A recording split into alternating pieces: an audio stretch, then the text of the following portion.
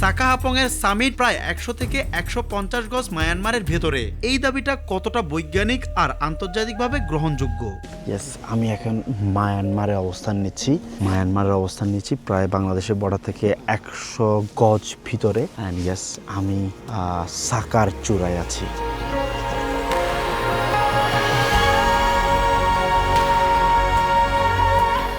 সাকাহাপং বাংলাদেশের সবচেয়ে রহস্যময় উচ্চতা। চারপাশে মেঘের সমুদ্র, পাহাড়ের ঢেউ আর আকাশের একেবারে কাছাকাছি দাঁড়িয়ে থাকার অনুভূতি। এখানে দাঁড়িয়ে মনে হয় পৃথিবী অনেক বড় আর মানুষ খুবই ছোট।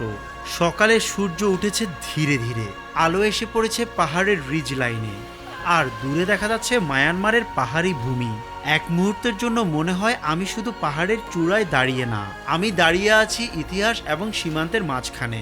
এখানে বাতাস আলাদা, এটা শুধু ঠান্ডা বাতাস না, এটা এক ধরনের শিহরণ। এই জায়গা সৌন্দর্যের পাশাপাশি একটা অদ্ভুত সতর্ক দেয়। মনে রাখতে হবে এই মুহূর্তে আমি অন্য কোনো দেশের ভূখণ্ডে আছি, কারণ প্রকৃতি এখানে সুন্দর, কিন্তু সীমান্তের বাস্তবতা সব সময় নীরব।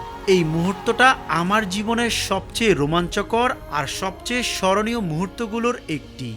সাকাহাপংকে অনেকেই বাংলাদেশের সর্বোচ্চ শৃঙ্গ বলে দাবি করেন, কিন্তু প্রশ্ন হচ্ছে এই দাবিটা কতটা বৈজ্ঞানিক আর আন্তর্জাতিকভাবে গ্রহণযোগ্য। বাস্তবতা হলো সাকাহাপং এর বেস বাংলাদেশে হলেও এর সামিট পয়েন্ট বাংলাদেশের ভৌগোলিক সীমার বাইরে। আমার ড্রোনের জিপিএস লোকেশন এবং গুগল ম্যাপ বলছে এই সাকাহাপং বাংলাদেশের ভৌগোলিক সীমার বাইরে, মায়ানমারের প্রায় 100 থেকে 150 গজ ভিতরে সাকার চূড়ার অবস্থান। ইন্টারন্যাশনাল ভাবে পাহাড় পর্বতের মালিকানা নির্ধারণ হয় সামিট পয়েন্ট দিয়ে, বেস বা অ্যাক্সেস দিয়ে নয়। পৃথিবীর সব স্বীকৃত পাহাড় যেমন এভারেস্ট, K2, অন্নপূর্ণা এই নিয়মেই চিহ্নিত। আমি কয়েকজন ইন্টারন্যাশনাল মাউন্টেনিয়ারের আর্টিকেল পড়লাম এবং তারাও এই বিষয়ে একমত। সাকাহাপং এর সামিট প্রায় 100 থেকে 150 গজ মায়ানমারের ভেতরে, তাই অনেকে একে আনঅফিসিয়াল হিসেবে বলে থাকে।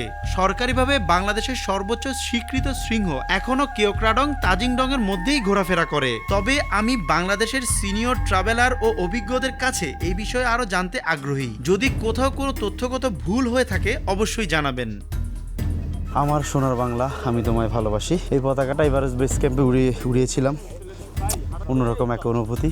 আর টোটাল যে ভিডিও আছে আমার ইউটিউবে, কিন্তু এটার একটা ফুল ভিডিও পাবেন আমার নবরস ইউটিউব চ্যানেলে, অন্যরকম একটা ভিডিও পাবেন।